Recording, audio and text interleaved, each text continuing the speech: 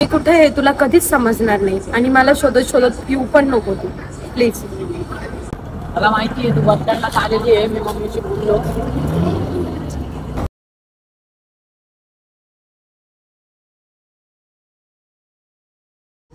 तृप्ती ऐक ना खरंच, तू अजून पण तुझा डिसिजन चेंज करू शकते. नको जाऊ ना मला सोडून. नाही राहू शकत मी तुझ्या विना.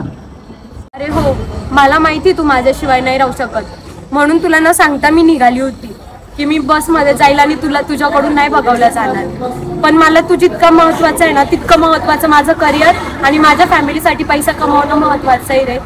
मला माफ कर, मला जावं लागेल परत. तृप्ती मला समजतंय तुझं करिअर पण इम्पॉर्टंट आहे, कारण की तुला तुझ्या फॅमिलीकडे पण बघणं. पण तू इथे राहून पण तुझं करिअर बनवू शकते ना. का तू चालली असं? आणि त्याच्यामध्ये आपली एंगेजमेंट पण झाली. जो मुलगा माझं करिअर नाही समजू शकत, माझ्या फॅमिलीचं सिच्युएशन नाही समजू शकत, त्या मुलासंग मी लग्न नाही करू शकत. धर ही तुझी एंगेजमेंट रे, ठीक आहे? आणि यापुढे आपण कधीच नाही भेटणार. बाय.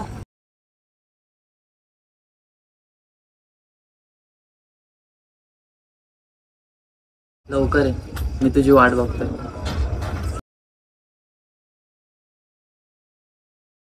करण मला माफ कर, पण मला बघायचंय तू माझ्याशिवाय किती दिवस आणि कसा राहू शकतो. मला हे लॉंग डिस्टन्स रिलेशनशिप कसं आहे हे बघायचंय.